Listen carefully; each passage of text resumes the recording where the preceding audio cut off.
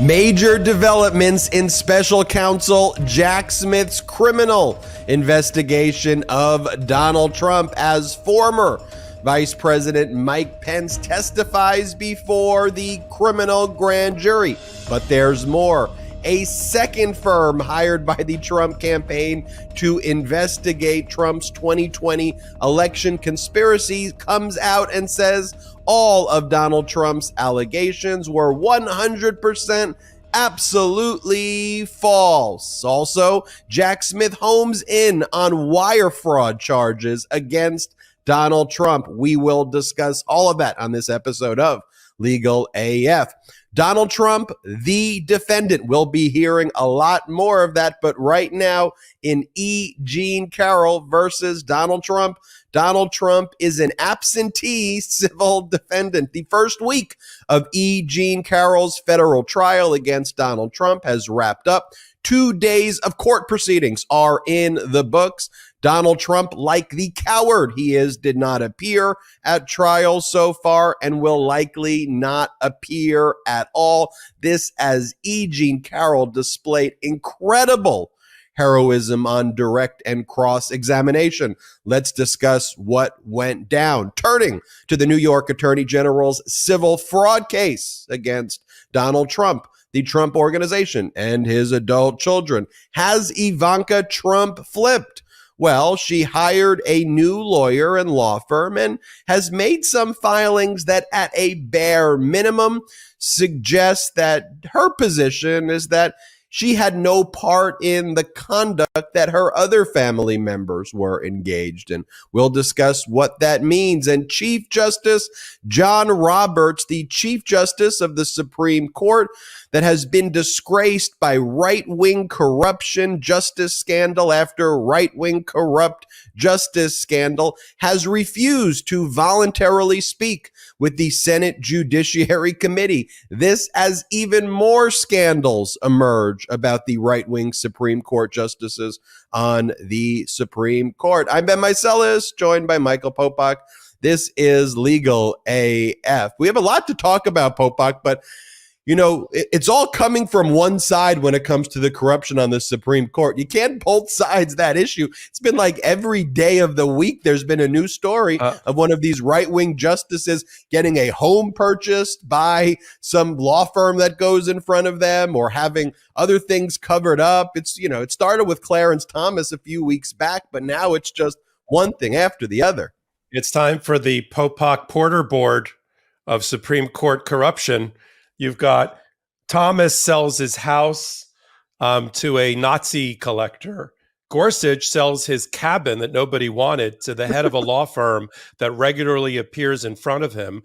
Roberts, who I didn't even have time to write before we started, Roberts' wife makes $10 million as a legal recruiter, placing people from firms that practice before the Supreme Court. And Kavanaugh thought he was out of the woods. He's not, because the person that identified him as the sexual harasser, molester, her story is just getting stronger, not weaker, with some new evidence that came out about him. And that's just this week. That is just this week. You know, one of the things that came out as well, though, which is just an aside on the story about Harlan Crow, who gave Clarence Thomas these millions of dollars in lavish trips and gifts. You know, he's an avid collector of Adolf Hitler artwork. But as the stories have kind of come out about him, you know, a lot of those paintings that he displays in his house have come under scrutiny of art collectors who have looked at it and have put forth credible information that even some of those paintings are phony and that they're not actually authentic Adolf Hitler artwork. So not only, I mean, can you get any more MAGA than that? Collecting fake Adolf Hitler artwork and claim if you're gonna buy Adolf Hitler artwork, you should at least make sure it's authentic. You don't get any MAGA than getting fake Adolf Hitler artwork. But I digress. Let's get right into it with the major developments in special counsel Jack Smith's ongoing criminal investigation into Donald Trump. It's not every week that a former vice president testifies against the president. You know, I know there's a lot of news that's going on right now, so that it kind of feels like maybe just a footnote in all of the other criminal conduct that Donald Trump has engaged in and is being investigated for. But in any normal time, the fact that the former vice president of the United States is testifying before a criminal grand jury against the president who he served under about very, very serious crimes, including sedition, that would normally be blockbuster news. But I guess the media, you know what, the media's on focused your on other point, things. on your point, I was reading, you know what page of the New York Times? Vice President Pence testifying against his former president in a criminal proceeding. You know what page that's on? I don't know. 16. 16. That's where we are now with Trump. Pence testifying in his story, which will be first page of his history book, but it's page 16 of the New York Times. Well, I think it is equally an indictment of all of the crimes Trump has engaged in, but also an indictment, I think, on the state of the media, because I'm pretty confident in that same edition of New York Times, pages 1 through 15 were not covering the stuff that we're talking about on Legal AF. It was probably covering both sides' issues, like maybe Biden should not have been talking about freedom so much, or just like ridiculous ways of trying to like both sides of the issues and try to undermine our democracy. But again, I digress. But like a lot happened on this front when it comes to former Vice President Pence testifying, right? I mean, you have a court of appeals, the DC Circuit Court of Appeals makes an order, right? And then like less than 12 hours later, Pence testifies. So you get the order and then boom, you get the testimony like right away. And so I want to hear from you, Popok, just about what went down. And also there was clearly a desire by both Pence and special counsel Jack Smith to make sure as soon as the DC Circuit rejected this frivolous appeal by Donald Trump where he tried to assert executive privilege to block Pence from testifying, which Donald Trump's lost that executive privilege argument with everybody else. Like he's lost that argument like 12 times. So you and I discussed he was going to lose that, but like they got Pence in quickly and he spent a full day, 9 to 4:30 testifying in Washington, D.C. before the federal grand jury. So what went down, Popok? Yeah, that's a great lead-in. So regardless of what page in the New York Times, this is an historic event. And in my view, and I want to hear from you, Ben, I think this is just as Evan Corcoran testifying in the Mar-a-Lago purloined documents grand jury, I think was the last witness necessary to bring that charging decision or close to it. I think Mike Pence is the final thing to fall into place before the charging decision is made on at least two of the grand juries. One of them, of course, is the pressure that was placed on Mike Pence. The Jan 6 committee did a great job outlining this the first day of their hearings. The pressure campaign on Mike Pence, led by Trump and John Eastman, to participate in this fraudulent fake elector scandal, where fake elector certificates from the battleground states would be sent into the Senate chamber, where the president of the Senate, the vice president, would reject the certification of the legitimate electors from those states and acknowledge or accept the fake elector certificates, or at least throw off the certification for a week or two to let Trump and the people around him, like Giuliani, Powell, and others, and Eastman, wreak havoc by trying to get the state legislation or legislators in the states where they control to try to appoint somebody other than Joe Biden, meaning Donald Trump. That's one area that he's going to testify to in the grand jury, we are sure. The other area, of course, is the things related to Donald Trump on the back of a lie, defrauding his donors $250 million or more, which is mail fraud and wire fraud, saying something that is false in order to separate someone from their money with willfulness and a criminal intent. Mike Pence talking to Donald Trump about Trump's awareness that he lost the election, and also perhaps awareness of these, we'll talk about them later in the segment, these forensic firms, these consultancies that were hired in order to report back to Meadows and Trump and the campaign that none of their working theories of stolen election were true. And so Mike Pence is a key to that. And of course, we know from the Jan 6 committee that Mike Pence is going to be asked about, will have to testify about a series of phone calls, one in particular that Donald Trump had with him, that both Ivanka, who we're going to talk about on this podcast, Ivanka and her chief of staff, Julie Radford, testified that Mike Pence, this is the conversation according to their side of hearing the phone call. Trump called Mike Pence and bludgeoned him. And this is also outlined in Mike Pence's own memoir, So Help Me God. That's the name of the memoir, not what he said before he testified at the criminal grand jury on Thursday. But according to their version of the story and Pence's own, he said that Trump called him and said, "You'll go down as a wimp."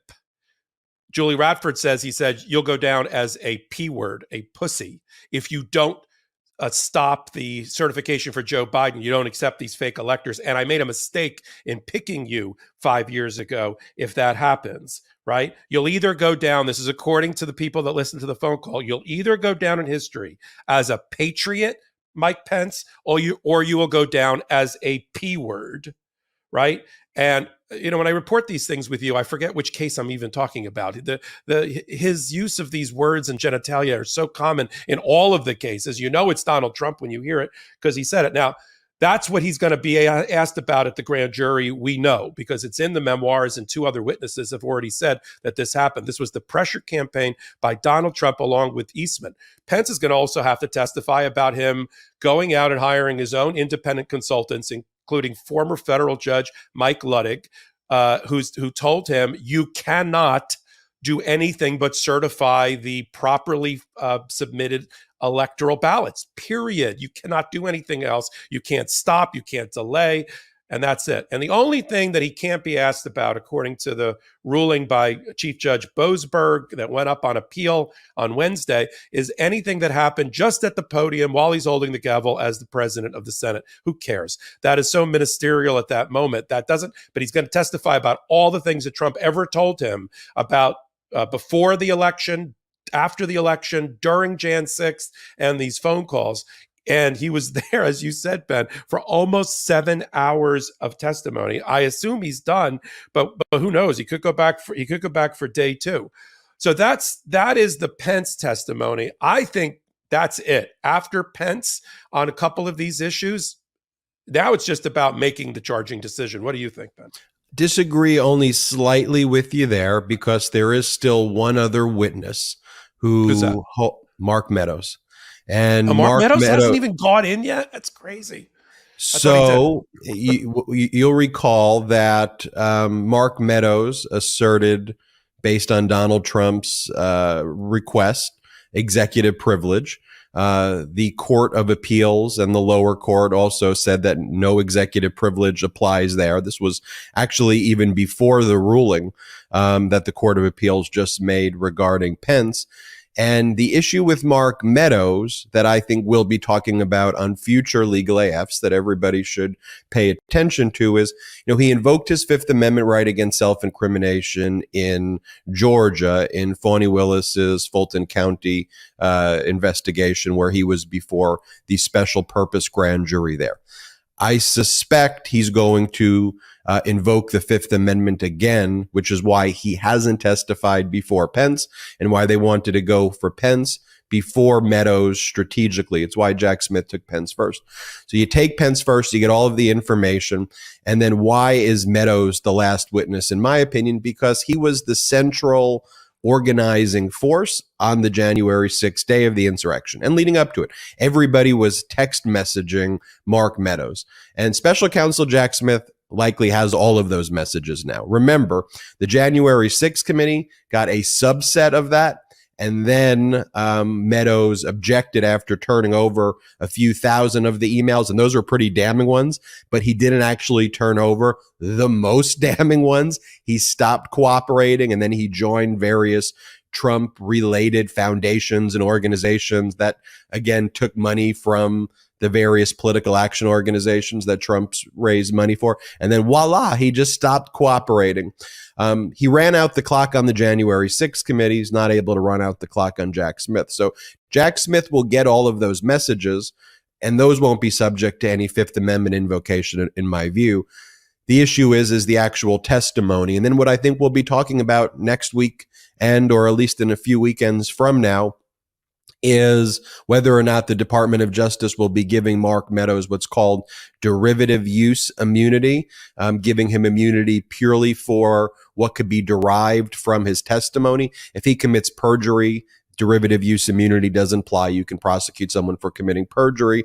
But if you give somebody derivative use immunity and you learn something new during their testimony, you can't use that against them for a future criminal prosecution. But to me, there's no harm in giving Meadows derivative use immunity. It's like a no-brainer, because all of the crimes that Meadows likely has committed, you pretty much know already. So all that you're really going to need Meadows for is to talk through all of the messages that he's going to produce regarding all the other co-conspirators. And so I think you set that up with Meadows, and then Meadows is your last witness. Yeah, you're right. I actually forgot because it happened so early in April, him losing his privilege and having to go in. I actually, for some reason, had thought he had already testified. You're so right. And that is the exact right order, because Meadows would be the last one you'd want to give Queen for a day or use immunity to.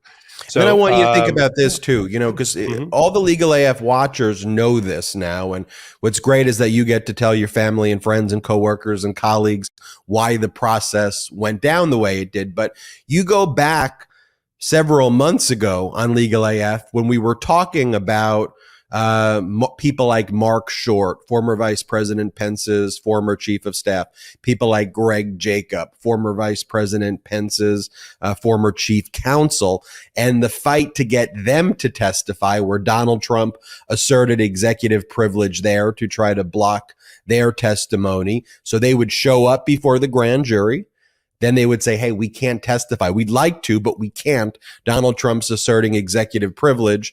So then Jack Smith or the DOJ would have to go into federal court, file a motion, beat Trump, get them to come back for another day of testimony, and then they work their way to the top. And they'd have to do that over and over and over again with all of these other witnesses. And people are like, how could Donald Trump assert executive privilege? That's such BS. As a former president, you can assert it. I mean, that's all I can tell you. I can't assert it. Popok can't assert it. None of you watching this or listening can assert it. I've tried. He can assert it. It doesn't make it less frivolous, but someone who wants to torture the Constitution is able to, and is a former president, can at least make the claim that then has to be litigated. But what has happened over time, and now all of you legal AFers know this, it went from normal briefing schedules before the Court of Appeals that would take months to now the Court of Appeals is hearing these things in days and in some instances even hours, rejecting Donald Trump. But that didn't happen overnight. That happened with win after win after win. And if you just charge Donald Trump 9 months ago, you wouldn't have gotten any of this testimony. So all the legal AFers at home, ask yourself, you'd really want to go through this case and not get the testimony of a grand jury of Pence or anybody? And you wouldn't get the ability to so quickly secure key testimony if you didn't climb the ladder. So that's my last point. And one last thing, just the way you're building your case, you're building your ladder there. We are creating now in real time a body of precedent, a body of case law that will be used in the future, just as a body of case law was developed off the Nixon presidency and all of the bad things that he did in his time. That's why there's so many cases that we cite to even then, even now, about Nixon versus this or U.S. versus Nixon. There's now a new body of law, dozens and dozens and dozens of decisions, state and mainly federal, and even up to the U.S. Supreme Court, that will be used against the future Donald Trump, or and other bad actors in the future. So this is also a good thing from a body of law development standpoint. 2 years, 5 years, 10 years from now, there'll be a lot of cases cited with Trump or Pence or Meadows or others in the title. Berkeley Research Group, $600,000 from the Trump campaign. Simpatico, $750,000 paid from the Trump campaign. Special counsel Jack Smith says, I'd like a word to learn who these groups are, why they were getting a lot of money. And guess what? Some smoking gun stuff here. We're learning this week about Simpatico and its founder, who gave a lot of great information in this Washington Post article, but basically told the Washington Post what he had told special counsel Jack Smith recently, which we'll talk about. And this is after, of course, another group, which you're going to talk about, Popok, this Berkeley Research, kind of same thing, where Trump, I won't bury the lead here. Let me toss it to you, Popok, and break it down. Okay, so it's really simple, and that's what makes the prosecution of Donald Trump in the area of election fraud and donor fraud so easy to present. They hired the Trump campaign, and Donald Trump himself hired not one but two different consultancies to evaluate all of their crackpot voter fraud, stolen election theories, all of them. Dead people voting, Chinese interference, Venezuelan interference, software flipping votes from Biden to Trump, you name it. Ballots being brought in for Biden and being dumped into machines for counting. All of those crazy theories that we've heard about that Donald Trump has grifted and fundraised on the back of. He hired not one, but two different consulting firms, paid them the amount of money that you just outlined, Ben, over $1.3 or $1.4 million. And both of them came back and reported to either the Trump campaign or to Trump and Meadows directly in the White House that none of those claims were true, that there was no voter fraud that would have turned the election for Donald Trump at all, and that the election was legitimately for Joe Biden at the end. The big difference between the two groups, because I had reported with you on the earlier one, Berkeley Research Group, about 2 months ago. Berkeley Research Group gave the results of their analysis, where they found no voter fraud in the battleground states, especially in Nevada and in one other state, directly to Trump and Meadows. And Jack Smith and his team of investigators have now spoken to Berkeley Research Group, BRG, to find out, well, what did you tell Trump? Well, what did Trump tell you? Well, what did you tell Meadows? Well, what did Meadows tell you?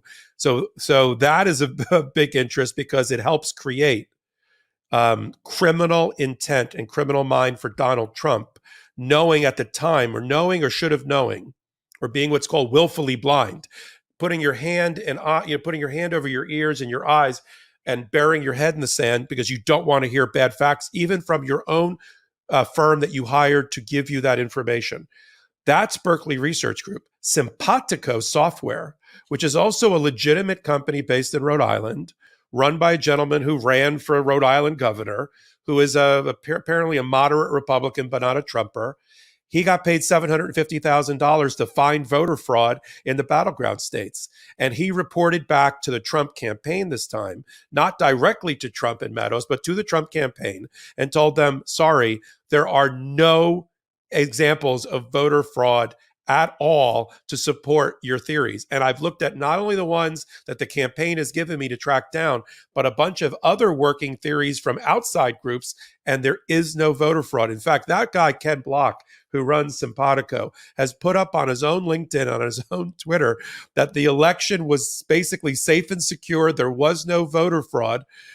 He's trying to pitch his services as he reframes his company now that he's been caught up in the maelstrom of Jack Smith's investigation, and he still wants to have a going concern. So now he's pitched it as, it's just really confusing with all the different laws out there at the state level, different machines that are used. Why don't we simplify it, and I'll help with that. But there's no fraud. I assure you there was no fraud. So that's Ken Block.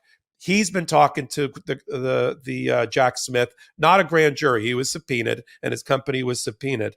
One day he may go into the grand jury, but for right now they're at the investigative level, and it just dovetails so perfectly with the earlier reporting on Berkeley Research Group, which has also gone in front of Jack Smith to tell that tale. And why is this really important? Comes down to criminal intent. We got to show willfulness and criminal intent by Donald Trump while he's out raising $250 million, knowing that everything's a lie, because the law doesn't allow you to go out and hire consultants to tell you the truth, which is what you're saying is a lie, and then go out and do it anyway, and then do emails to raise money or send out mailers by post office to raise money, because that's called, and we'll talk about it later, wire fraud and mail fraud, which is the easiest thing in the DOJ toolbox to use. That's why it's in almost every major indictment, has one element or more of mail fraud and wire fraud, because all you got to do is show that the person said something that was false, that led the other person to give them money, and it was done with willfulness or with an intent. And this is where the Berkeley Research Group and simpatico evidence nails Donald Trump, Mark Meadows, and others in that conspiracy. So let's get into the wire fraud investigation, what wire fraud is, what mail fraud is, why special counsel Jack Smith is focusing there. And actually, if you've been watching Legal AF, you know that we've always felt here that's actually been the strongest part of special counsel Jack Smith's case. I think it's all very strong, but what prosecutors are great at is finding the money. And a case where there's documented fraud, where you can show records and data and show where the money's going and trace the money.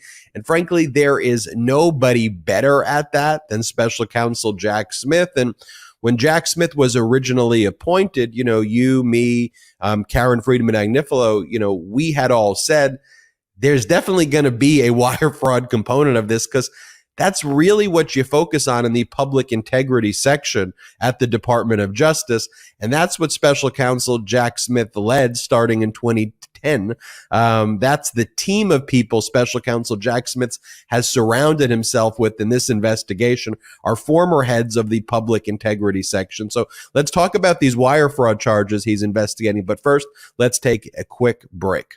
This is Michael Popok from Legal AF. If you're like me, you understand the pains of choosing what to wear. Let's face it, most clothes are uncomfortable, or too tight, or are never actually the size you really are. Not to mention the annoyance of trying to put a good outfit together. And when you do have a good fit, you can only wear it for a few hours before you have an important meeting or dinner, and then you got to change all over again. Everyone wants to dress the best and look good at all times because, frankly, it's a confidence booster. So here's the deal. Men's closets were due for a radical reinvention, and Rhone stepped up to the challenge. Rhone's commuter collection is the most comfortable, breathable, and flexible set of products known to man. And here's why. Rhone helps you get ready for any occasion with the commuter collection, which offers the world's most comfortable pants, dress shirts, 1/4 zips, and polos. You never have to worry about what to wear when you have the Rhone commuter collection. Rhone's comfortable 4-way stretch fabric provides breathability and flexibility that leaves you free to enjoy whatever life throws your way, from your commute to work to your 18 holes of golf. It's time to feel confident without the hassle. With Rhone's wrinkle release technology, wrinkles disappear as you stretch and wear the products. It's that easy. And with its Gold Fusion anti-odor technology, you'll be smelling fresh and clean all day long. And on top of that, Rhone is 100% machine washable, so you can ditch the dry cleaner altogether. I absolutely love Rhone. As you can see, this has truly become my go-to commuter fit and on the Legal AF podcast recordings. We're on the move a lot, whether it's jumping from meeting to meeting or catching a flight or an important dinner. The Rhone commuter collection has never let me down. The versatility and comfort of the collection is undefeated. Even after I wear it all day, I still feel super fresh because of that Gold Fusion anti-odor technology. The commuter collection can get you through any workday and straight into whatever comes next. Head to rhone.com/legalaf and use promo code LegalAF to save 20% on your entire order. That's 20% on your entire order when you head to RHONE/legalaf, promo code LegalAF. Find your corner office. Welcome back to Legal AF. We are live, and where Popok and I last left off, we talked about simpatico and Berkeley research. We talked about special counsel Jack Smith's criminal investigation. And before the break, I said, let's talk about these wire fraud charges and these mail fraud charges. Basically, put very simply, when Donald Trump threw, in the old days, it was through the wire, right? That's why it's called wire fraud. But now through emails and through other social media and other modalities of modern communication, lies to people and says, hey, we're raising money for the Election Defense Fund. Please donate to the Election Defense Fund, where your money will go to do X, Y, and Z. Well, one, when you know that where you're telling people's money that it's going to go to is patently frivolous from the outset, that's a crime. But more significantly, when an election defense fund doesn't even exist, yeah, that's a crime too.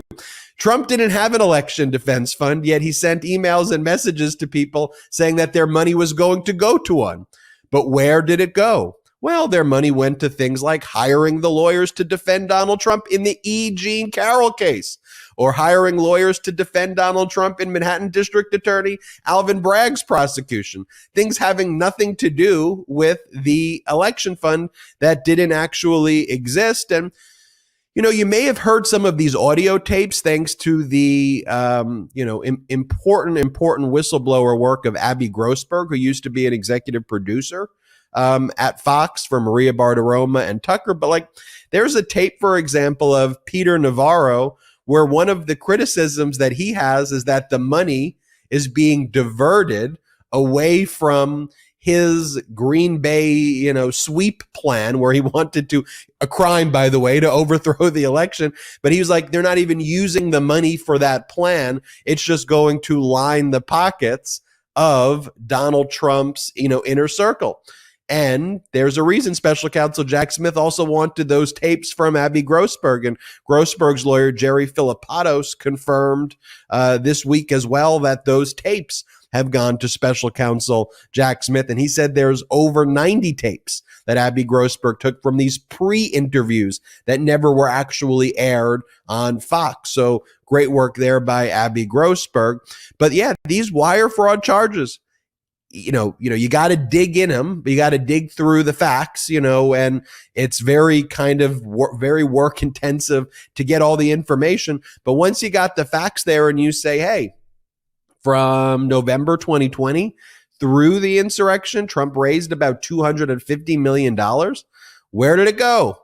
And then you follow the money and you find out that these shell groups are being created by Trump. And it's basically going to places that Trump's lying about and saying they're going to other places. Let's remember that the feds charged Steve Bannon with wire fraud in connection with the We Build the Wall scam. Donald Trump pardoned Steve Bannon for that. Remember, by the way, Bannon's co-conspirator in that thrown under the bus, like 4-year sentence after a guilty plea. But Bannon got fully pardoned for lying to people on GoFundMe, saying, if you give money, we will build the wall that Mexico was supposed to pay for. And then Bannon was spending his time on yachts with your money, living the high life. Does anything say MAGA like that? So I like that theme of the episode. Does anything say MAGA like fake Nazi portraits being displayed in billionaires' homes? Does anything say MAGA like grifting off of GoFundMe to build a wall that Mexico was supposed to pay for and then using it to hang out on private yachts? That's pretty MAGA to me. What else do we know about these wire fraud investigations? Yeah, well, to your point, Ben, we reported back in January when it happened. Jack Smith brought in 2 senior prosecutors and deputized them as special prosecutors right out of public integrity and public corruption, right out of Follow the Money.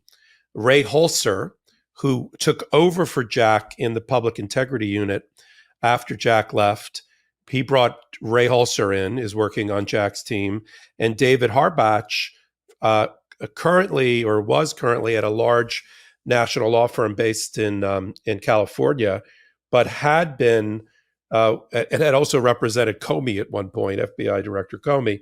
But between the two of them, they had prosecuted some of the most highest profile public integrity and corruption cases of elected officials before Donald Trump. So that included Senator Menendez of New Jersey, the Virginia Governor Bob McDermott, and Senator John Edwards. And those were the two lead prosecutors for that. So he's dusted off this elite team of public corruption prosecutors to work on his team and to do what you said, which is follow the money. And it will put it up on the screen. We've done it already. That statute, it's been on the books forever. So it's so old that it, as you said, it went back to the days of telegram and telegraphs, calling it wire fraud. But now has been interpreted by the courts to include emails and email blasts. And each one of those emails, not just like, well, on October, let's just do the dates. On January 8th, they sent out a blast that was based on a series of lies that Trump knew or should have known about in order to collect up money. It's not just one blast under the 18 USC section 1343. Each individual email, each individual letter, mailer is considered a violation, a criminal violation of the statute. And it's grouped together at the time of sentencing by the federal judge in trying to decide how many years to give the person who's been convicted of it. It is, having been on the other side as a defense lawyer, representing clients who have had mail and wire fraud, I will tell you it is the scariest of charges to defend against, because it is so elegant in its simplicity for the prosecutor to have to make out. And what we're watching and what we're reporting on in real time on Legal AF are the components of each of the elements of crimes like mail and wire fraud. But now we get to see it. I think that's why people like the show, I assume, is because they get to see not just the cold recitation of the law, like we just put up a minute ago, but we get to show you how the case is built, how the evidence is obtained, how the witness testimony is brought forward, how every link in the chain is developed, so that the prosecutor, in going into a grand jury or ultimately to a regular grand jury, can put that back up on its easel in front, or his electronic presentation, and say to the jury, there are 3 elements to this crime. You'll be charged by the judge at the end of this case about it. It's this, this, and this. And we will show you, the evidence will show, as to the first element, we have the testimony of The next element, we have this document, this document, this document. And this is how you build an airtight case that survives a motion to dismiss that'll inevitably be brought by Donald Trump at some point. So you can get past the motion practice and you can get to a jury deciding on an indicted president, which is what the ultimate goal is. All the rest of this stuff all falls apart if you don't have an airtight indictment properly presented to the jury, returning an indictment that then you can then take in with supported evidence, with your burden, which of course, as we've always said, as Karen says almost every time we're on the show, is at the highest level. The burden on the government is the highest level of burden that is allowed in a courtroom, beyond a reasonable doubt. And that's what keeps prosecutors up at night, being able to present their case without reasonable doubt being injected, so they don't lose a juror, because these things have to be unanimous. And that's why people say it's time, it's wasted. It's not. It's methodical building. We just get to report on it on an hourly or weekly basis.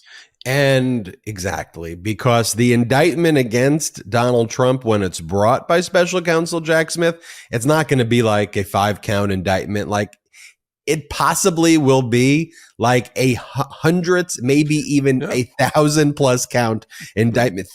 Talking about thousands of counts of indictment for thousands of specific individual crimes. And I want you to think about it as well, because there's really 4 main inquiries of special counsel Jack Smith right now. The day of January 6th, like Donald Trump encouraging and aiding and abetting the violence of the insurrectionists that day itself, the fake elector scheme, Donald Trump's conspiracy to have these Republicans falsely certify their names in states that Biden won to claim that Trump won those states. the wire fraud that we just talked about, and then the pressuring and the threatening of state and local legislatures. Those are kind of the four main topics. There's subtopics within them. Frankly, because of all of the immunities that Donald Trump could potentially have, or defenses you could make or contrive, bad defenses, but nonetheless things you can contrive as a former president, the wire fraud claims are actually by far the ones that are least vulnerable to collateral attack by any of these BS immunities. And there are BS claims, like Donald Trump will lose them, but the wire fraud's the clearest path with the least delay. But I think special counsel Jack Smith's going to bring charges on all of them. Let's talk about, though, Ivanka Trump for a moment. Then we'll talk about the E Jean Carroll trial and what went down there. But briefly, let's talk about Ivanka Trump hiring new lawyers, new law firm. Bennett Moskowitz has been hired by Ivanka. She got rid of her old firms. She had two firms before. She had like a local firm from New York, this firm called Roberts and Roberts, and then she had a DC firm. The local Roberts firm was also representing her brothers, was representing Don Jr. and Eric, and so that firm was representing all of them. But we started to see, I think, cracks in that joint representation, even dating back in 2022, where Ivanka cut a deal with New York Attorney General Letitia James in connection with, and I should just rewind briefly for a moment, that what's this case about that Ivanka switching lawyers? It's the New York Attorney General Letitia James civil fraud case against Donald Trump, his adult children, and the Trump organization seeking at least $250 million, likely billions of dollars, by the time it goes to trial on October 2nd, 2023. It's before a New York Supreme Court judge. New York, the Supreme Court's their trial level judge, so their lower court, called Justice Arthur Engoron. And Engoron said, come hell or high water, this case is going to trial October 2nd, 2023. So it's a firm date. There's also injunctive relief being sought by the New York Attorney General's office to stop the Trump organization from doing further business in the state of New York, effectively stopping the Trump organization from functioning if they prevail. So that case was filed September of 2022.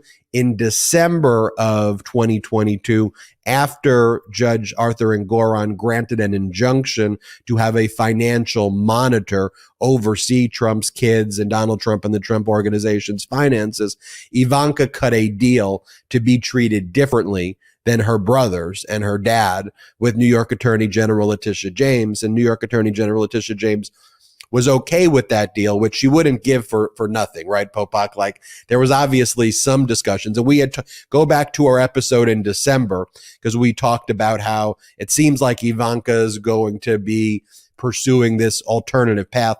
Then, Popok, you want to take us current because there was a filing in March by Ivanka Trump where or a letter brief to the court where she wanted to be treated differently. And she was like, yeah, it's my dad and my brother's engaged in that conduct. Treat me differently. I didn't do that. I wasn't there since 2017. And then that brings us to this switch of lawyers. Yeah, so when the Attorney General, as one of her powers, was able to get the financial monitor in place several months ago, and you and I did some really in-depth reporting on it at the time, placing the Trump organization and Don Jr., Donald Trump, under a monitor, a former federal judge, to keep an eye on the money because it's a going concern. We keep talking about the 17 count criminally indicted and convicted Trump organization and its supporting subsidiaries. They're still running businesses and they're still bringing in money and spending money. There's money in and money out. And so because it's a fraudulent entity as far as Letitia James is concerned, it has convinced Judge Engoron of that, and that they could be perpetuating a continuing frauds, which the Attorney General has the power to stop. The judge gave her the monitor, except about a month or two later, maybe a month later, Ivanka came back with her then existing lawyers and said, hey, treat me differently. I have, like you said, Ben, I haven't been there since 2017. I don't want to be monitored. I moved to Florida. I don't barely know what's going on. My brothers run the business.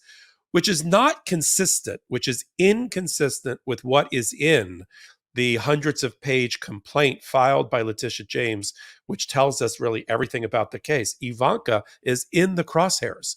She is listed as participating in insurance fraud involving Zurich Insurance Company and Chicago properties for the Trumps. She's involved with appraisal fraud, according to the filing. She's involved with her own fraud involving her own apartment because, like daddy, like daughter. Daddy overinflated by many magnitudes the value of his giant mega apartment on Fifth Avenue, directly across from the department store we're going to talk about with the E Jean Carroll matter in Trump Tower. And she did the same thing because she had an apartment that was valued at $25 million, but she had an $8 million option to purchase it. And that's all spelled out in the Attorney General's claim. Speaking of new lawyers, Ben, we got two people with new lawyers in the last 30 to 60 days. Alan Weisselberg, who is now out of Rikers Island, the former CFO of the Trump Organization, who basically testified against the Trump Organization and Donald Trump, leading to the 17 felony convictions by the Manhattan District Attorney's Office. He's out. His 5.5 months is over, and he left a free man. Subject to future prosecution by the Manhattan DA's office. And he got a new lawyer while he was still in jail. So the lawyer that had been representing him and paid for by the Trump Organization, Donald Trump, is gone. We're not sure exactly who's paying for the new lawyer, but he felt he needed a new lawyer to interact with the Manhattan DA's office and anybody else. He's also on the hook in the New York Attorney General suit you're talking about, and we're talking about. He got a new lawyer. Now, Ivanka, consistent with her convincing somehow, and we don't know yet, it'll be in somebody's memoir or when it's finally in the case in the prosecution in the presentation of the civil case to the jury, if you will. Something happened because Letitia James, we know, is a pit bull, and she's not letting go of the Trumps. And the fact that she let her out from being financially monitored, we thought signaled a level of cooperation that she wasn't getting from Eric Jr., Don Jr., and certainly from Donald Trump. Because what was the trade? What was the quid pro quo? We don't know what it is now, but the fact that she's now brought in Bennett Moskowitz, whose claim to fame recently is not great. He's been representing the Jeffrey Epstein estate against claims against it by various people who were molested and raped by Jeffrey Epstein, the disgraced, now dead financier with close connections to people like Donald Trump and others. So, but he's a legitimate guy in the world of white collar defense. He's at a legitimate firm that you and I both know. So I get it. She needed to change horses. She wants somebody else interacting with the New York Attorney General's office and maybe cutting a deal. She's also one of the few Trumps that didn't take the fifth hundreds and hundreds and hundreds of times in response to the original set of depositions. We know now Donald Trump has decided it's in his best interest to waive the Fifth Amendment and not assert the Fifth Amendment privilege, and gave a recent deposition. And I assume Ivanka is either we're going to see a new deposition of Ivanka or something else that's going to come out of, because I can't believe, Ben, the combination of her being let out voluntarily by the attorney general from being covered by the Monitor and now having a new attorney isn't for some good reason. What do you think that good reason is? I think that especially with her dad testifying, and I think she intuitively knows how that went down and knows that it went down bad. I think she also wants to separate herself not just from the case, from the civil standpoint, but also from an optics view, from potential criminal charges. Because let's not forget as well, while the New York Attorney General is pursuing the civil case, Alvin Bragg, the Manhattan District Attorney, is still investigating Donald Trump's criminal conduct for the fraudulent financial valuations. Just because he brought the falsification of business records first, relating to the hush money payments to Stormy Daniels, doesn't mean Alvin Bragg is done. Alvin Bragg's just said, I'm doing a process where first, Trump Organization, second, falsifying business records, third, we're still investigating falsification and fraudulent financial valuations. We just need more evidence. What was the more evidence? The deposition of Donald Trump. Alvin Bragg knew that if he jumped the New York Attorney General and charged Trump with financial fraudulent valuation crimes before the New York Attorney General's case went to trial or before the deposition of Donald Trump, it would have derailed Donald Trump's deposition.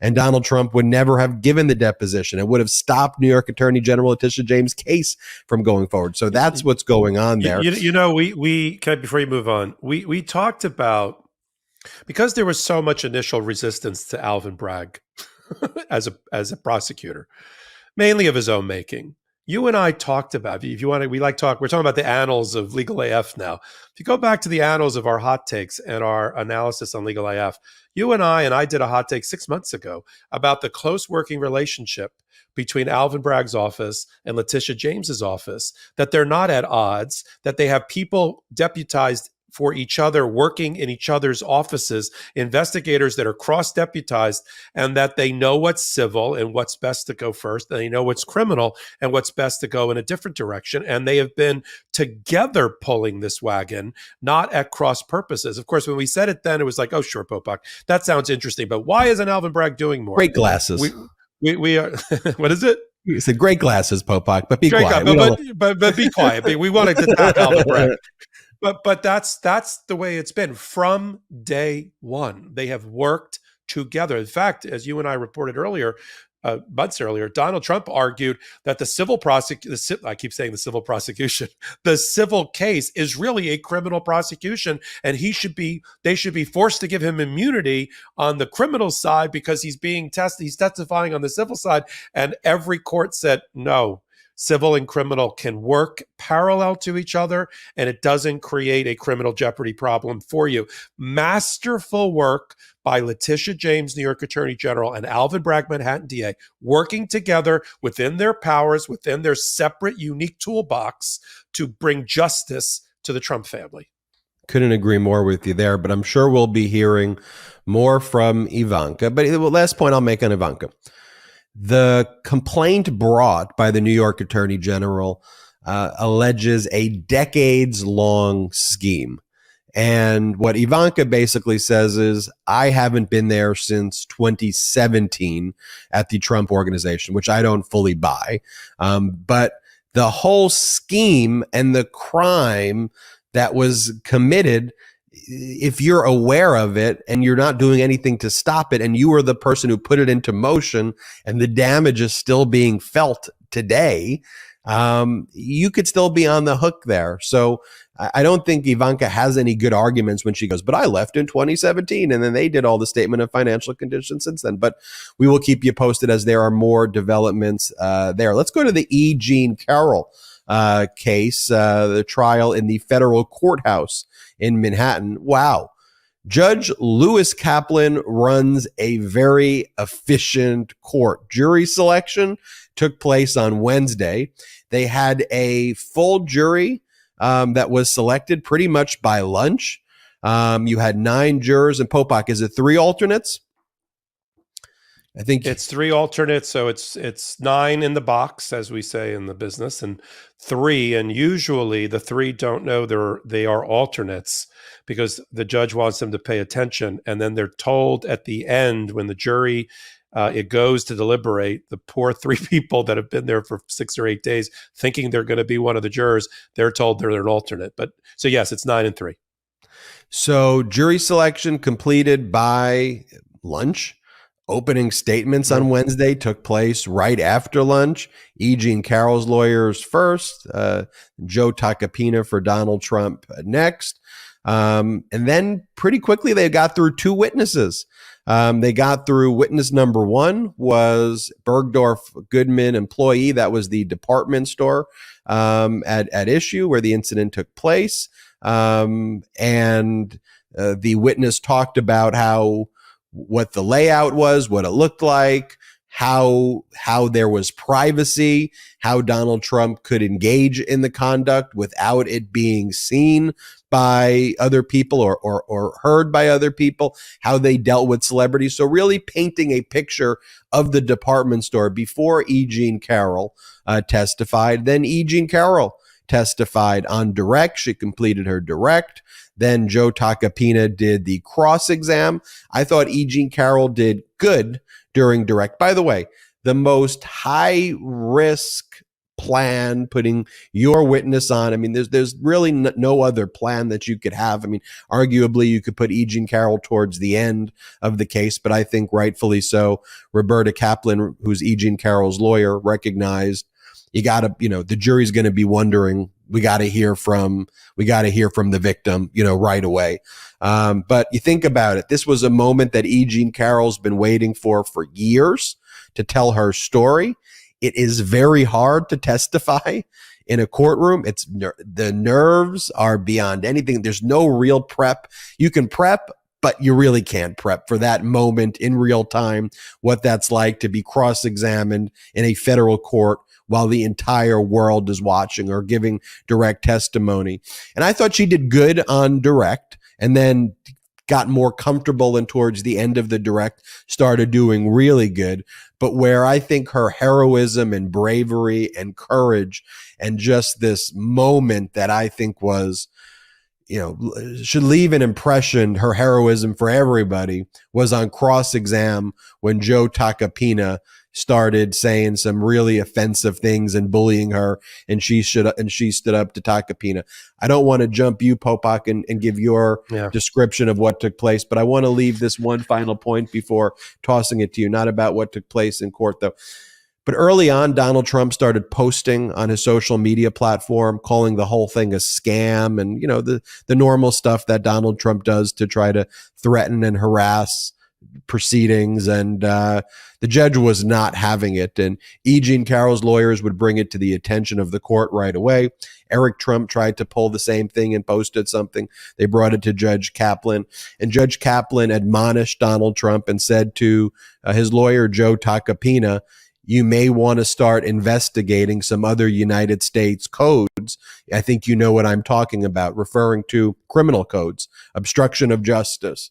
Eric Trump immediately put down his posts. We haven't seen any other posts from Donald Trump, but Donald Trump's been absent. So, Popok, the heroism of E Jean Carroll on the stand versus the absence and the cowardice of Donald Trump. Yeah, let's dive in a bit from the trial lawyer perspective that you and I are. I thought E Jean Carroll, both in direct and in cross, did gave harrowing and riveting testimony, because it's obviously true, about what happened to her at Bergdorf Goodman's. You and I talked about, would she be first, would she be second? We were both right. She wasn't first.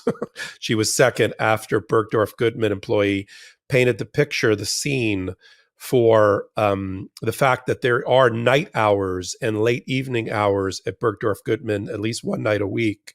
Now, E Jean Carroll believes it's a Thursday that this happened, and Thursday night were late night hours in the 90s at Bergdorf Goodman's, meaning that one of the major legs of the stool of defense for Donald Trump is that, how could this have happened in a crowded department store and nobody hear or see me do this thing that I've been accused of? He even said it in social media during this period that you just identified, during the trial rather than attending it. And they have an answer for that. The answer is it was a late night Thursday, and late night Thursday, there's very few people in there. And these dressing rooms are very large, and lingerie is not the number one spot in any department store. I mean, if you're talking about it happened in the handbag section or in the jewelry section or perfume, okay, then he may have an argument. But lingerie is always sort of a secluded area in a department store, a private area, and that's where she claims that it happened. So that's one leg out from him on that. He doesn't have an alibi because his case has always been about, it never happened and I don't know her. So he can't say, because she doesn't have a date for this. She knows it happens in 95 or 96 because there's two witnesses that will be taking the stand next who she told contemporaneously in real time what had happened to her. So that answers the other defense, which is, why didn't you report it to anybody? It can't be true. She has two supremely credible witnesses we have not heard from yet. One of them, Carol Martin, is another well-known famous newscaster on local news in New York on WCBS. She was the first African-American female anchor in New York. Remember, E Jean Carroll was married to a very well-known anchor on a competing station on WABC. She told Carol Martin, and she's going to testify to this jury, again, with the credibility of the public knowing her. They're all going to know Carol Martin. She was on the air for 25 years in New York. And she's going to look this jury in the eye and says, I remember a series of calls with E Jean Carroll in 1995 or 1996, in which she reported to me that she was attacked by Donald Trump in the dressing room of Bergdorf Goodman's. That's another witness that takes away an argument for Donald Trump that A, it didn't happen, and B, she didn't contemporaneously tell anybody. Because Joe Tacopina made a big deal out of, well, you're a writer, right? You keep a diary, right? Did you write this down in your diary? And she says, no, because I only write happy thoughts in my diary. I don't put bad things in my diary, and that's why it's not in the diary. But so she has a witness. The second witness is Lisa Birnbaum. Lisa Birnbaum has a little bit of a celebrity because she wrote a famous book in the 80s called the guide to the preppy guide to something, whatever. It was like a book about preppy dress and preppy lifestyle. But she's a relatively well-known person, and she'll come off as very credible. And she's going to testify that she had a conversation with E Jean Carroll, and I think with Carol Martin, in which they talked about what had happened to her.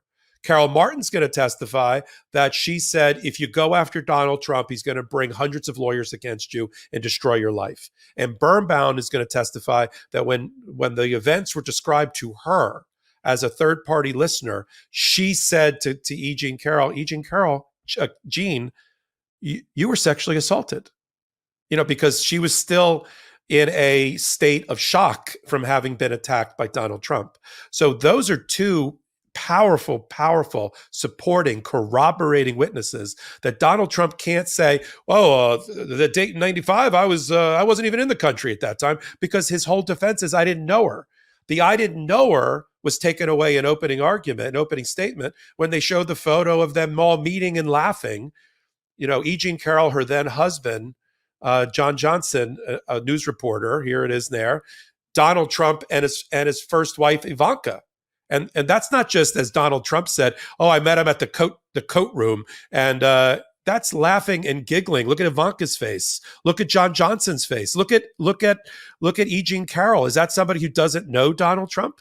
Is that somebody that you're just meeting for the first time and you're in awe, like you're trying to get an autograph? No, these are people that operate at the same socioeconomic celebrity scale, and they're interacting with each other. So that took that entire thing away from them. And then you've got the Access Hollywood tape that's going to be played that shows that Donald Trump routinely uses his celebrity to attack women against their will. And then you've got two women that are going to testify that me too. It happened to me too. A reporter for the People magazine and a woman, unfortunately, who got moved up to first class and she says got groped by Donald Trump in and around these kind of same times. E Jean Carroll as a witness, because you and I were kind of holding our breath and a little bit white-knuckled as you identified, that testimony is so important. In fact, a jury science and sexual predator prosecutors will tell you, juries make up their mind about the case, opening and first witness, if the first witness is the victim. And yes, there's other witnesses that go on after that, and the trial can go on for weeks or days, but they have probably already made up their mind after watching E Jean Carroll, even before the cross-examination by Joe Tacopina. That's what jury science says, the study of juries and how they make decisions. If that's true, she proved her case. She came off incredibly well, authentic, honest, courageous.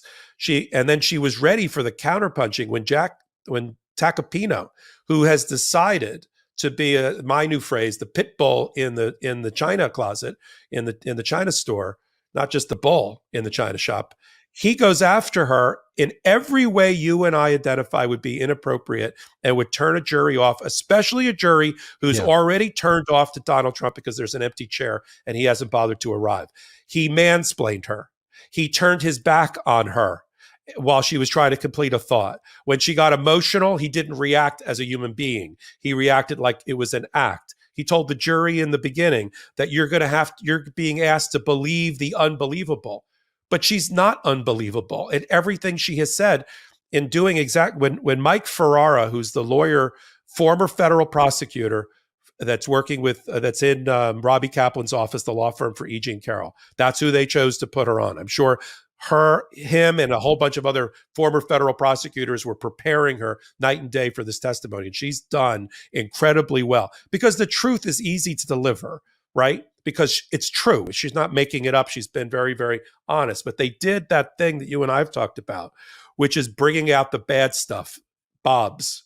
She brought out all of the things that they know that Tacopina and Trump were going to go after in her story, all the quote unquote weak points in her story. She couldn't remember the date.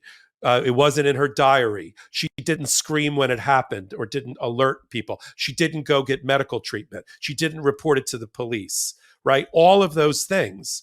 And by the way, Popok, I'll just mention right there, Sure.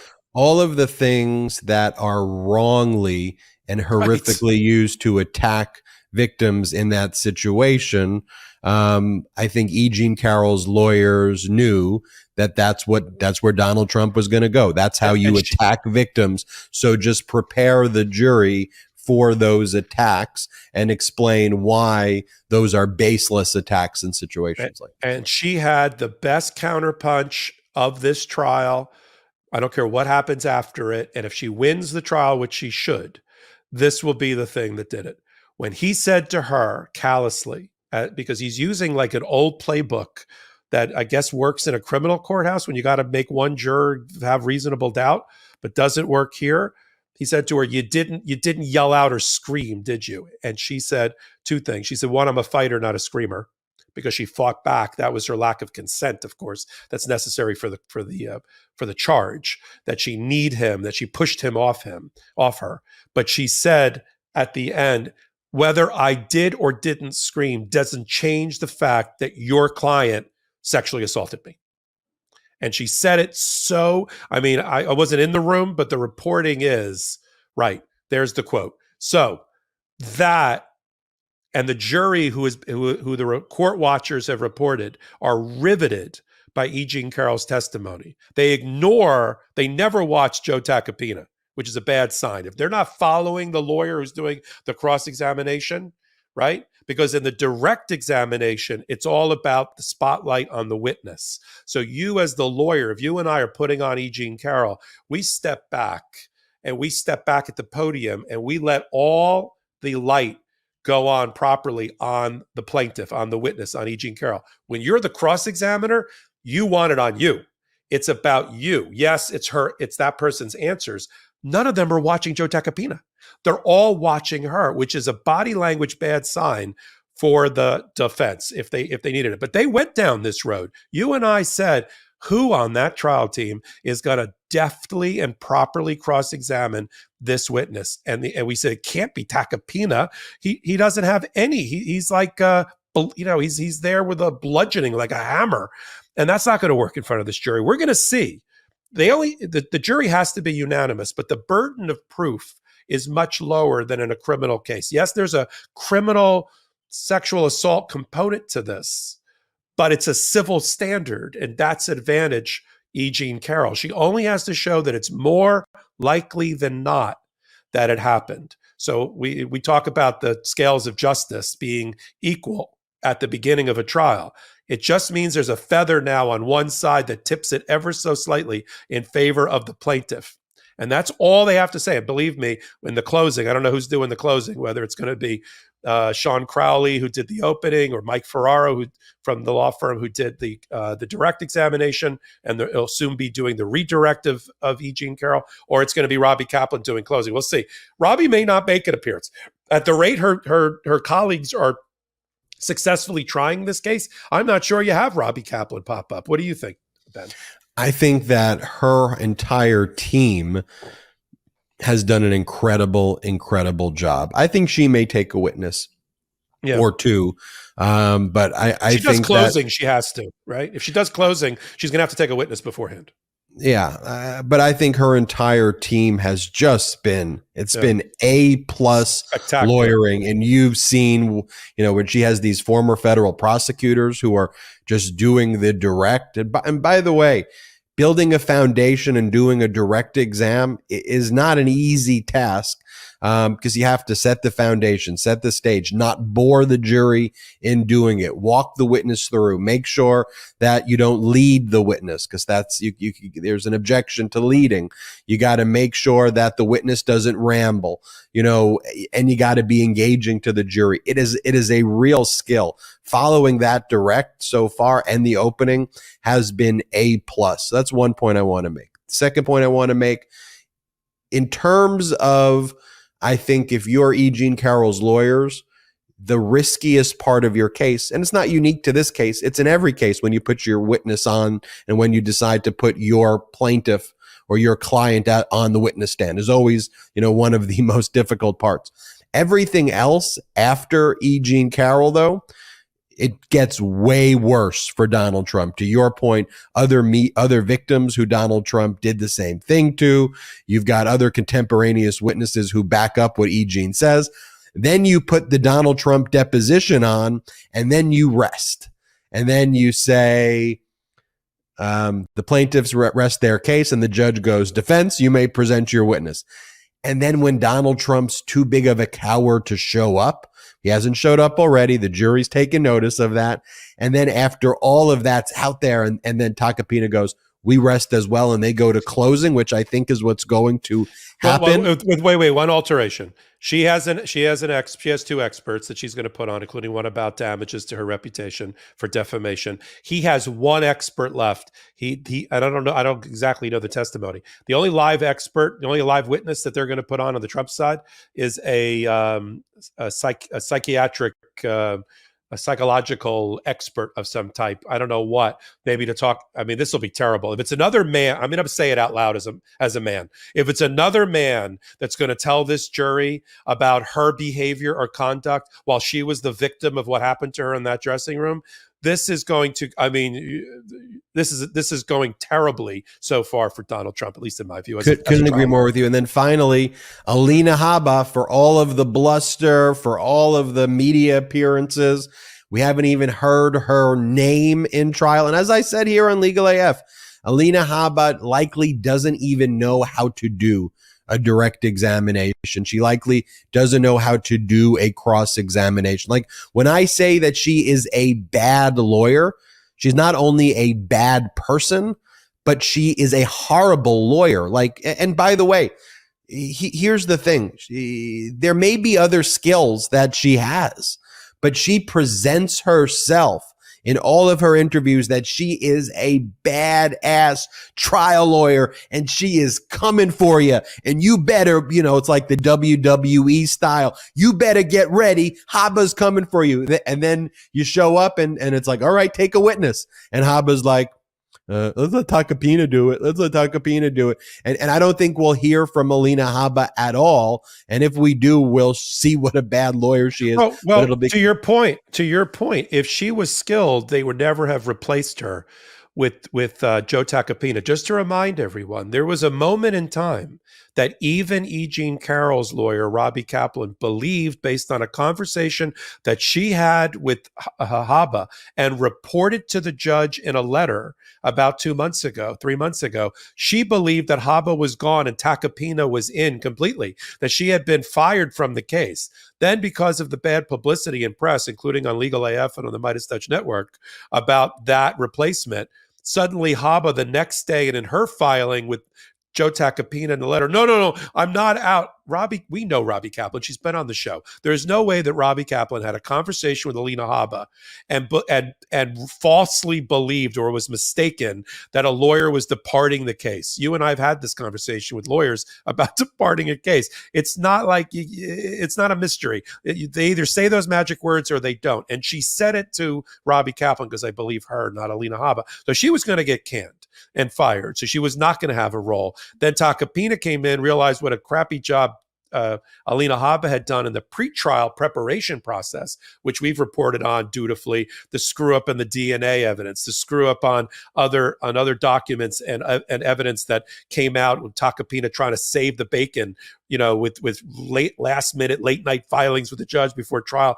and the judge saying, "We did that already, Mr. Takapina. That was your co-counsel. I already ruled against that. Get to trial. Let's go to trial." So it's not surprising to me, but it shows you if she was half as good as she reports herself to be when she's on television, she'd be doing the opening statement. She would be doing the cross-examination of E. Jean Carroll, but she can't because she's not capable. That's what we're watching. So people that watch her on Newsmax and Fox News or wherever else she's popping up, who think, oh, this is an expert who's a really good lawyer and counterbalancing you want to know what the really good lawyers are?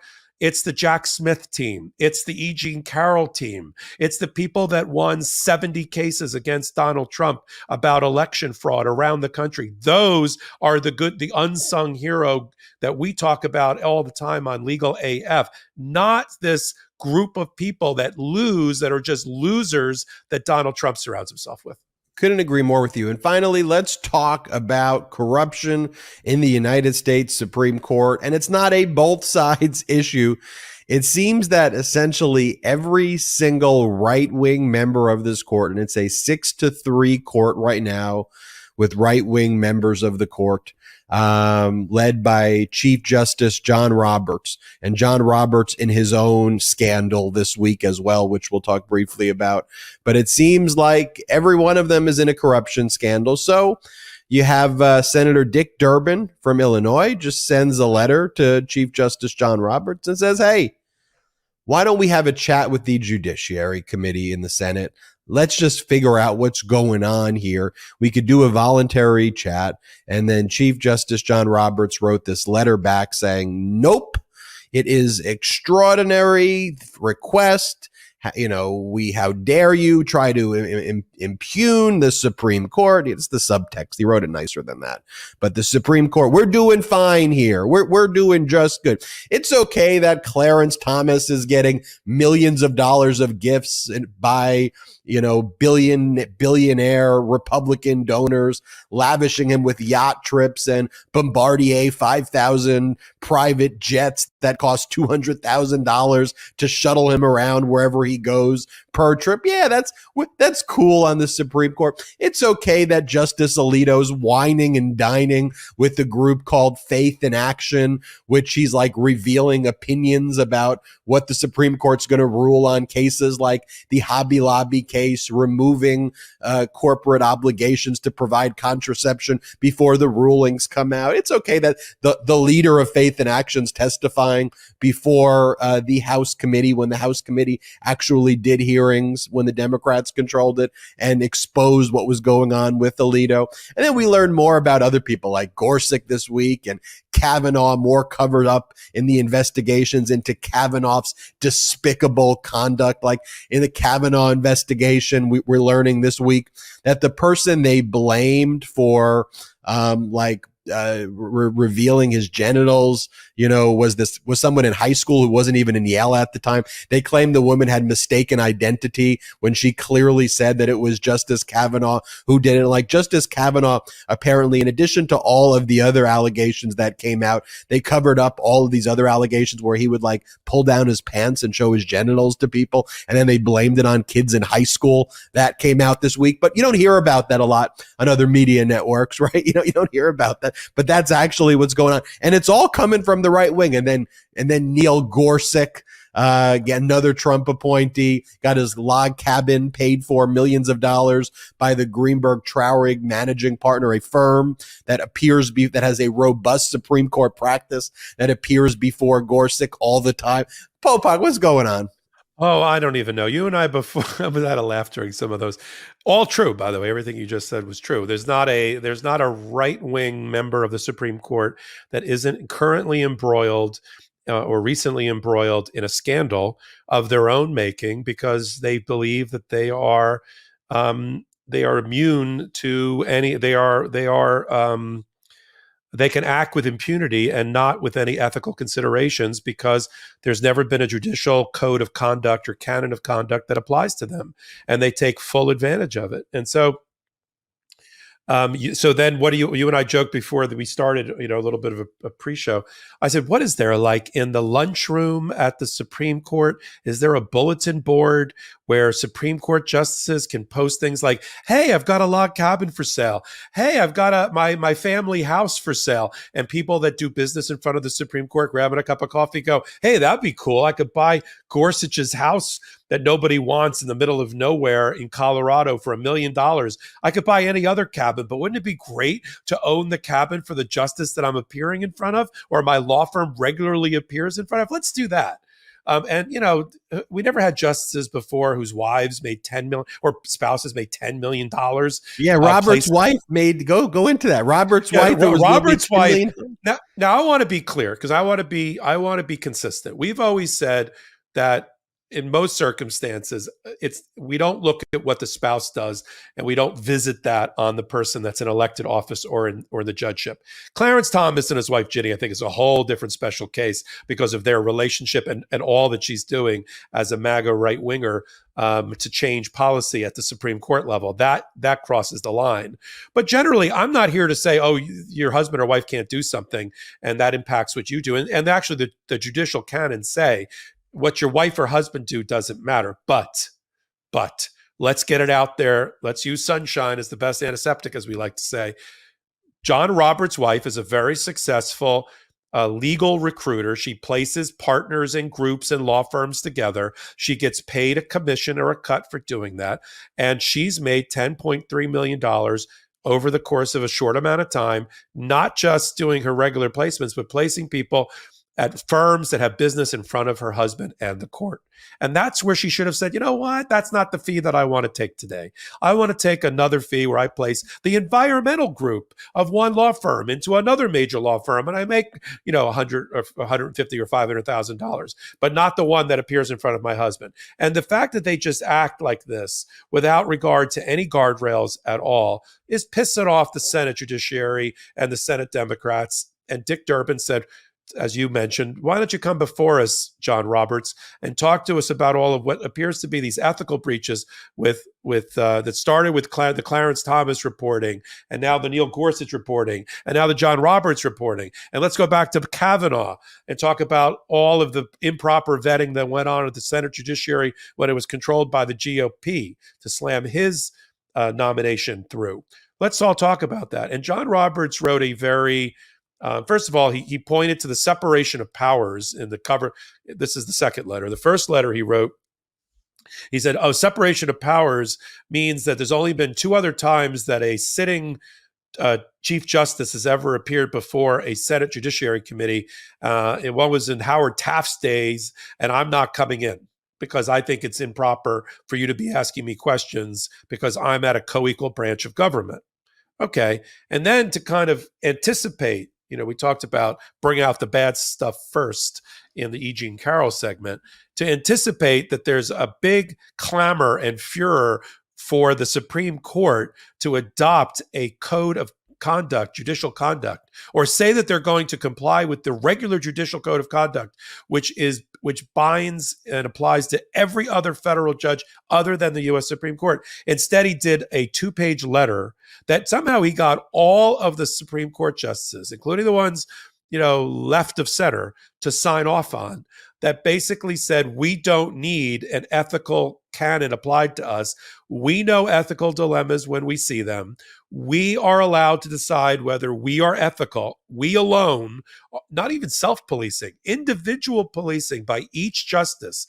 We alone can decide what's ethical, and what we say is ethical, and trust us. Now, I was a little surprised, Ben, we'll put the letter back up, that this is their response, and it's signed ultimately by all 9 justices, including the ones that you and I know and love. What do you think about that? Why did the others go along with this? They could have, quote unquote, dissented from submitting the letter, but Roberts was able to go door to door, twist arms, and get them to say, do you want a code of conduct against you? If you don't, sign here, because I'm sending this in to Dick Durbin. Why do you think the others went along with this? Because they have to given that it's a 6-3 court, what they need to do is, unfortunately, they have to bargain for things where they could kind of keep certain amounts of power, very minimal power that they have. And I think one of the ongoing deals that currently exists, which the 3 Democratic appointees are worried about, is that when there's an emergency application that goes before one of the circuit courts, what they've all seemed to have decided to do is, so there's a Supreme Court justice assigned to a specific circuit court of appeals to hear emergency applications. Technically, that justice who's assigned to that circuit can make a ruling on their own to reject or accept emergency applications on the shadow docket. But what seems to have taken place is that they've all agreed that they will allow that to be sent to the entire Supreme Court rather than the supervising justice of the circuit court making a ruling. And I'll give you an example where that deal has actually proven very helpful for pro-democracy. So Justice Alito, who wrote the Dobbs decision overturning Roe v. Wade, who is all about using the government to control a woman's body. He's a misogynist and frankly, a real despicable justice. He went to Italy and he bragged about what he did in the Dobbs decision and laughed and mocked women. It was really disgusting. Anyway, he's the supervising judge of the Fifth Circuit Court of Appeals, which incorporates Texas. So remember when Judge Kaczmarek made the ruling on mifepristone, banning mifepristone, and the FDA's approval of it, that went to the Fifth Circuit. The Fifth Circuit made a ruling that, while it allowed the 2000 approval to stay in effect, it blocked the 2016 and 2021 kind of extension of the approvals, but created a ton of confusion. The Department of Justice then appealed that. The emergency circuit court judge was Alito. And based on the deal that seems to exist, although it's not in front of the public, but obviously the deal exists, because normally Alito would reject the Department of Justice's emergency application there and shut it down and basically allowed the Trump appointee Kaczmarek's ruling to stay in effect. But based on this deal, Alito sent it to the full court to make a ruling, and the full court then ultimately stayed or paused what the Fifth Circuit did. The effect of it is that mifepristone remains on the market. It's safe, efficient. So the point that I am making is that there's other deals that we don't know of that take place behind the scenes where the 3 have to preserve what little power that they have.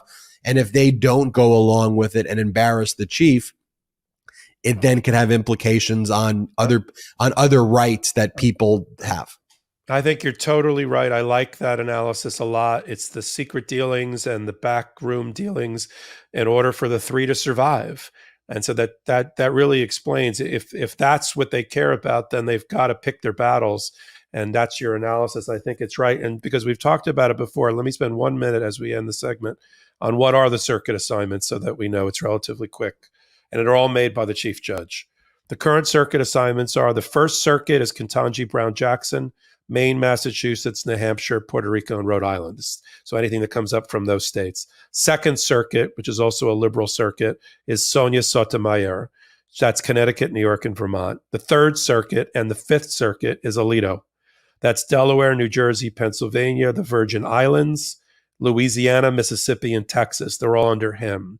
John Roberts has the D.C. Circuit for things that come out of Washington, and the Federal Circuit, which is a special circuit that deals with certain types of special federal issues. He also has the Fourth Circuit, which is the states around D.C., Maryland, North Carolina, South Carolina, West Virginia, and Virginia. The Sixth Circuit is Kavanaugh. He's got Kentucky, Michigan, Ohio, and Tennessee. The Seventh, Amy Coney Barrett, where she's from, Illinois, Indiana, and Wisconsin. Kavanaugh also has the Eighth, which is Arkansas, Iowa, Minnesota, Missouri, Nebraska, North Dakota, and South Dakota. Elena Kagan has the ninth, which is out in your neck of the woods, Ben. That's Alaska, Arizona, California, Hawaii, Guam, Idaho, Oregon, Montana, Nevada, Northern Mariana Islands, where we're very big on Legal AF, and Washington State. The 10th Circuit is Gorsuch, Colorado, Kansas, New Mexico, Oklahoma, Utah, and Wyoming. And Clarence Thomas has the 11th, Alabama, Florida, and Georgia. So every time there's an emergency appeal that it comes out of one of those states and one of those circuits, that's the judge that would have the right to make the decision, except for the deal that Ben just described. There you have it, folks. A action-packed, data-filled episode of Legal AF. Make sure you subscribe to our YouTube channel. If you're not subscribed to this YouTube channel, what are you doing? Also, a favor to ask of Legal AFers, don't leave yet. If you're watching on YouTube, this is how you could help Legal AF big time, and it's super simple. All you got to do is subscribe, not just to this YouTube channel, but subscribe wherever you listen to audio podcasts. So if you are a Legal AF YouTube watcher only, make sure you subscribe to the podcast. We have our daily hot takes on the podcast feed as well. So go over, whether you use Apple or whether you use Google or Spotify or Stitcher or whatever app you use to listen to podcasts, search Legal AF and make sure you subscribe. And please leave a 5-star review there as well. It goes a long way to help the show. And for those audio listeners, if you don't watch on YouTube, go search Midas Touch on YouTube and make sure you subscribe to the Midas Touch YouTube channel. Check out store.midastouch.com for the best Midas Touch and Legal AF gear. It's 100% made in the United States. It's 100% union made. That's store.midastouch.com. I keep forgetting, Popok, we need to do, we'll make it for next week's episode or maybe the week after, where we'll do our year 2 Legal AF degrees. Again, they're not real legal degrees, so that will be the disclaimer, but you can display that you have been listening to Legal AF for 2 years. Or if you're new, you can still get it. You can just say you listen to Legal AF. But we'll figure out how to phrase what the Legal AF certificate will be that you can post at your home or wherever you live, and we'll make that for the next show. And then just want to thank all the Legal AFers out there. We really appreciate your support. None of this is possible without you. So if you want to support the Midas Touch Network, you could also head to patreon.com/Midas Touch, patreon.com/Midas Touch. That's patreon.com/Midas Touch. Again, thank you all the Legal AFers. We love you. None of this is possible without you. Popok, nothing makes me happier than spending these weekends talking law with you, with the Legal AFers. Thank you, everybody. We'll see you next time on Legal AF. Shout out to the Midas Mighty.